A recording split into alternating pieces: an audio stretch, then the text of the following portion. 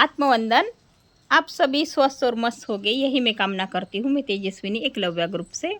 अभी देखिए Valentine day आ रहा है। एक प्यार का और मोहब्बत का दिन हम कह सकते हैं। कोई उसको बुरा कहता है, कोई अच्छा कहता है, लेकिन भगवान ने किया देखो ना, कितनी सुंदर सृष्टि बनाई है। शंकर जी पार्वती का जैसा एक संसार, राधा कृष्ण का संसार, तो कितना प्यार राधा कृष्ण में भी दिखता है। तो प्यार के लिए कितना लोग तरसते हैं। हम देख पाते हैं कि हस्बैंड वाइफ भी होते हैं, बच्चे तो पैदा करते हैं, लेकिन प्यार की फीलिंग ना कभी एक दूसरे को बता ही नहीं पाते। मैंने अक्सर देखा है, जब काउंसलिंग के दरमियान आते हैं ना, तो बच्चे तो हो जाते हैं लेकिन अपने दिल की बात वो कभी कही नहीं पाते हस्बैंड से, वाइफ से। फिर दूरियां फिर बनी रहती है, झगड़ा उनसे हमेशा चलता रहता है, और हस्बैंड भी बाहर कुछ ढूंढने की कोशिश करता है और औरत भी ढूंढने की कोशिश करते हैं। हाँ, लेकिन घूम फिर के फिर घर की तरफ आना होता है, और बच्चों का भी जो माहौल होता है पूरा बिगड़ जाता है। मैं हमेशा वो देख पाती हूँ। तो मैं उनसे कहती हूँ कि आप बच्चे हाँ पैदा कर सकते हो, आप क्रिएशन कर सकते हो, तो फीलिंग क्यों नहीं बता सकते। एक सुंदर सा लेटर लिखिए। और सवेरे का भूला शाम को आया तो उसको भूला नहीं कहते। तो आपने वाक्य सुना है, लेकिन दिल की बात कहने में क्या नाराज़गी भाई। सुंदर हम बच्चे बन के मामा का जैसे एक लेटर लिखते थे, तो हस्बैंड को लेटर नहीं लिख सकते, वाइफ को लेटर नहीं लिख सकते। कितना सुंदर जगत है, तो उसको स्वीकार भाव से स्वीकार किया जाए तो एक सुंदर ही जगत निर्माण हो पाएगा। हाँ, जैसे शंकर जी पार्वती, उनके भी दो बच्चे है ना। और राधा कृष्ण का प्यार हमेशा कितना अट्रैक्टिव लगता है। हम प्यार के लिए कितना भूखे होते हैं। जब सम्राट अशोक की भी बात आती है, तो युद्ध उन्होंने किया, लेकिन प्यार के लिए आखिरी समय में तरसे तो थे ना। तो इसीलिए प्यार की बहुत बड़ी परिभाषा होती है। तो प्यार से ही किसी को जीता जा सकता है, प्यार से सबको हारा जा सकता है। तो आप अपने जीवन में प्यार कितना अट्रैक्ट कर पाएंगे, तो आपकी अपनी अपनी नीड होती है। तो मैं कहती हूँ ना कि छोटे बच्चे बन के रहो, कि सब छोटे बच्चे कैसे थोड़ा सा झगड़ा हो जाता है और रुकते हैं, मनाते हैं, तो फिर हम बड़े होके वो क्यों नहीं कर पाते। थोड़ा सा झगड़ा होता है तो इसको इतना खींचते कि पूछिए मत। एक दूसरे से बातें नहीं करेंगे, अलग अलग रहेंगे, घर में भी एक दूसरे से बातें नहीं कर पाते। हाँ, तो ये अक्सर मैंने देखा है कि छोटी बात को कितना बतंगड़ बना देते हैं। भाई छोटे बच्चों की तरह थोड़ी सी नाराज़गी हो भूल जाओ और अपनाओ, क्योंकि वक्त एक जगह पे ठहरता नहीं, और वक्त निकल गया तो फिर पछतावे के सिवा कुछ नहीं होता है। तो प्यार जताइए, प्यार बताइए और प्यार ही कीजिए। तो जीवन में जीवन में प्यार की सबसे बड़ी कीमत राधा कृष्ण की जोड़ी देखी है। जैसे रुक्मिणी का प्यार देखा है, लेकिन राधा कृष्ण ने खुद से कितना राधा से प्यार किया है, बेपनाह प्यार। अभी भी लोग उनकी दुहाई देती है और राधा कृष्ण का जैसे प्यार चाहते हैं। लेकिन हम बोलते हैं ना, पूछते हैं हम शंकर जी को। शंकर जी ने एक औरत की थी पार्वती, तो उसके साथ वो रहना चाहते हैं, तो वो पूजना तो हम पानी डाले या कुछ भी करें, लेकिन शंकर जी को ये चाहते थे। राम की तरह हम सीता की जैसे अग्नि परीक्षा ली, तो राम की जैसे सीता की जैसे जोड़ी भी नहीं चाहते हैं।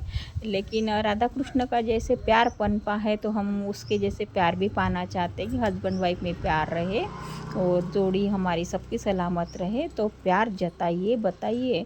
आप नहीं बताओगे ना, मन में एक धारणा बना के रखोगे, तो आगे ना, हाँ, जैसे आप दूसरों की बीवी आपको अच्छी लगती है, तो आपकी बीवी भी दूसरों को अच्छी लग सकती है ना। तो ये जानिए, मैं हमेशा कहती हूँ काउंसलिंग के दरमियान, तो भाई प्यार जताइए, बताइए। और कहने से सब होता है। जैसे सब्जी में नमक कम हुआ तो बोल सकते, तो ये उनको भी साल में एक बार बाहर घुमाने लेके जाइए। जब घर परिवार से बाहर जाते हैं, थोड़ा सा वक्त बिताते हैं, तो एक दूसरे से बातें बढ़ती है। तो ये बात जानिए। हाँ, हमने बच्चे क्रिएट किए हैं, बच्चे हमने पैदा किए, तो उनको भी वक्त देना होता है। काम में मस्त रहोगे तो बुढ़ापे में यही दिन याद आएंगे कि हमने अपनी फैमिली के वक्त नहीं दिया। और कभी होता है कि दोनों में से एक कभी गुजर भी जाता है, तो यादें इतनी कठिन दायक होती है। तो उसको जानिए और आगे प्यार पाने की एक कोशिश जारी रखने के लिए प्यार दीजिए। जो अबंडेंस के साथ प्यार देता है तो उसको प्यार भर भर के मिलता है। तो ये ज़रूर जानती हूँ। जैसे काउंसलिंग के दरमियान हर शख्स की काउंसलिंग करती हूँ, औरत हो या जेंट्स हो, फैमिली जैसे मेरे पास मैटर आते हैं तो मैं देख पाती हूँ कि उनके लिए वो बच्चे पैदा कर पाते हैं लेकिन अपनी फीलिंग ही भी नहीं बता पाते। ऐसा क्यों भाई? तो किस बात की शर्म है? हस्बैंड वाइफ को कोई शर्म नहीं होनी चाहिए। और वैलेंटाइन डे आता है तो कितना सुंदर एक गिफ्ट है। हाँ, एक छोटा सा गुलाब का फूल तो दे सकते हैं। हाँ, सुंदर हाथों से गजरा तो बना सकते हैं। बालों एक औरत चाहती है कि उसका आदमी जो है ना उसको 10 रुपए का बालों पे गजरा तो लगा दे। हम बोलते हैं कि करोड़ों की प्रॉपर्टी दी है, क्या बोलना भाई? ऐसा नहीं। हाँ, आपको भी कोई गुलाब का फूल देता है तो कितना अच्छा लगता है ना। मैं हमेशा कहती हूँ कि एक बूढ़े आदमी को भी गुलाब का फूल दे दिया जाए तो नौजवान दिखेगा। तो प्यार में इतनी ताकत होती है तो आजमा के देखिए, नहीं होती है तो बताइएगा ज़रूर। लेकिन प्यार की अहमियत को पहचानिए कि सम्राट अशोक ने भी जैसे प्यार के लिए पूरा हार गया। तो इतने सुंदर सुंदर उदाहरण हैं। तो प्यार की परिभाषा समझिए और प्यार सबसे जगत में अलग होता है और सबसे ऊपर होता है।